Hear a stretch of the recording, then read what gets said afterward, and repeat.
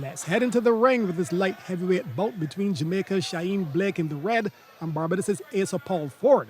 It was a pretty evenly matched up encounter from the get-go, with both men using the weight and bait, trying to land punches to gain points. Blake seemed to be the one who had the upper hand throughout. Here he is landing a punch almost every time he got the opportunity, with Paul Ford more on the defensive. Blake was clearly in full no-nonsense mode, delivering a 1-2 punch combo here, and this is where he sealed the win. An uppercut as the bell goes. Blake securing the first win for the visiting Jamaicans by a unanimous decision.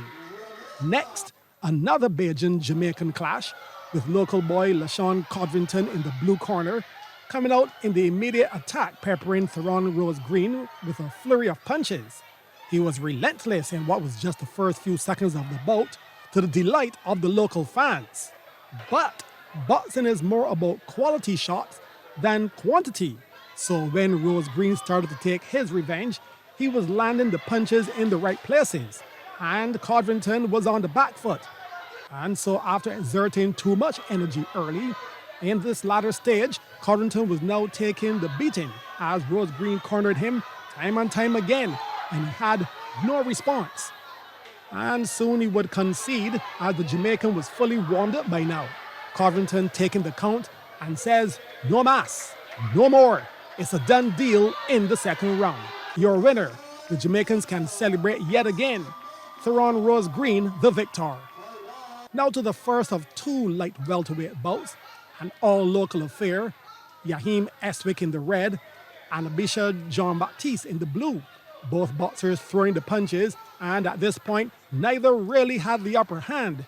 It was in the second round, however, that Estwick started to come alive, and Jean-Baptiste was not going down without a fight either, as the crowd was loving the exchanges.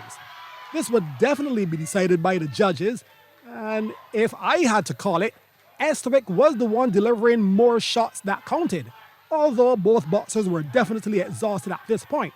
Estwick, more than likely, secured the win right here. This was the winning punch. In the red corner, your winner, Yahim Estwick. The other light welterweight bout featured local boy Peter Murray in the blue against Trinidad and Tobago's Donnell Phillips. Murray was on a mission to conquer in what was now the second round. He was exerting his dominance. His opponent dancing all around the ring trying to escape the onslaught of punches, but Murray was stirred up by the local crowd. Murray was the stronger of the two as well, and his dominance was clear, pinning his opponent to the ropes as he hammered punch after punch, no easing up, dishing out jab after jab after jab before the referee would call reprieve for his opponent. The crowd urging him on, but the bell would go. Triumph in the Bajan camp, and he was also adjudged best boxer on the night. Now, to the fight that brought fireworks. In the yellow, Jamaica's Tyrese Thompson, and in the blue, Barbados' Seth Lawrence, the clash of the super heavyweights. And Lawrence came out a swarmer, hitting Thompson relentlessly, giving him very little room to maneuver or plant a punch of his own. The gym was in an uproar, as when Thompson landed one or two punches, Lawrence responded with double the blows. The crowd was brought to his feet over and over. Lawrence stood over his Jamaican opponent, and at this stage, almost bringing him to his knees.